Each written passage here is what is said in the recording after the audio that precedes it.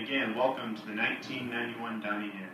The program you're about to see is a presentation focusing on McGuire's participation during Desert Shield and Desert Storm.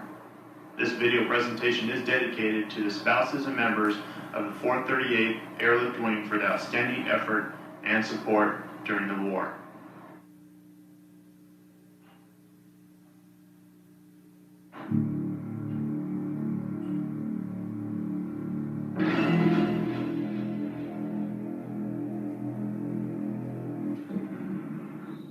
August 2nd, 1990. Iraqi tanks rumble across the border into Kuwait. Tiny, oil-rich. Invasion. Sounds of a distant storm in the Persian Gulf.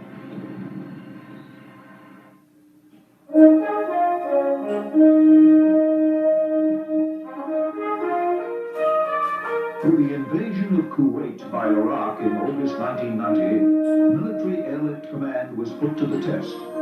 American leaders were worried that Iraq might extend its invasion beyond Kuwait and on into Saudi Arabia. The United States was determined this would not happen. President Bush decided to dispatch forces to the desert to make the American position clear. Time was critical. The deployment needed to be executed quickly. Sea lift would be too slow. Military airlift was the obvious choice. Beginning on the 8th of August, Military Airlift Command began flying forces into Saudi Arabia. The first phase was to fly in military airlift personnel to prepare the bases. The weather was stifling hot, nearly 130 degrees by noon, and sandstorms made flying all the more difficult. But many of the aircrew had made previous visits to Saudi bases and were well prepared for the task ahead. The McGuire Air Force Base are used to dealing with crisis situations like this one in the Middle East. They're on constant standby, ready to mobilize in defense of the nation. Dave Schreitweiser reports from McGuire tonight.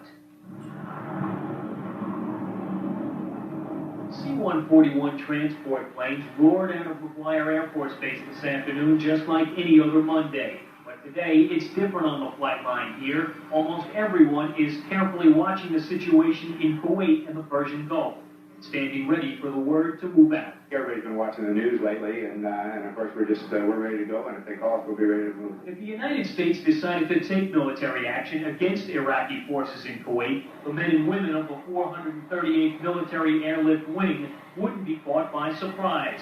Their normal everyday mission is to stay ready for action. With 640 crew members and 50 C-141 transport planes, they can move men and machines halfway around the world, including to the Persian Gulf if they have to. As the commander and the people here at McGuire, I have mixed feelings from the standpoint that I'd like everybody to come home. With that said, we've got a job to do, and we'll do what's required, whatever we're tasked for by the chairman of the Joint Chiefs, to go take care of business. Well, the Air Force won't say anything about the activities here at McGuire. Governor Florio and others have confirmed that members of New Jersey's National Guard are involved in the Middle East operation. Specifically, KC-135 tankers from McGuire are involved in refueling jets on their way to the Persian Gulf. The general feeling is this is what we train to do, and the people were ready to meet their commitment. Colonel Jim McIntosh is the commander of the 170th Refueling Group. He says his men, all reserves, left their day jobs and families to help out. The call to action came at 2 o'clock Tuesday morning. The crews of the big C-141 Starlifters, the workhorse of the air, practicing landings and takeoffs. This kind of preparedness would happen anyway, even if war wasn't being waged in the Middle East. In war and peace, the men and women here go about the job of protecting their country 24 hours a day, 7 days a week. McGuire's mission is such that we train every single day and we're always prepared. We fly these C-141s all over the world.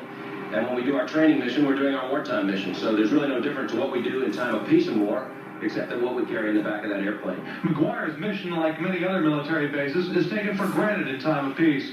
There's been talk of peacetime cutbacks at other bases, but not here in the thaw of the Cold War. Now the fuse is lit in the Middle East, and no one is taking anything for granted, especially the commanders at McGuire. We constantly train to do our wartime mission, whether we're flying cargo directly to Europe right now or any place that we're deemed necessary to do. Now, American military intervention is not at the top of the response as the White House says it's considering, but it is an option. So if and when the call comes, the 438th Military Airlift Wing here at McGuire is standing by, ready for duty. At McGuire Air Force Base on Northern Night.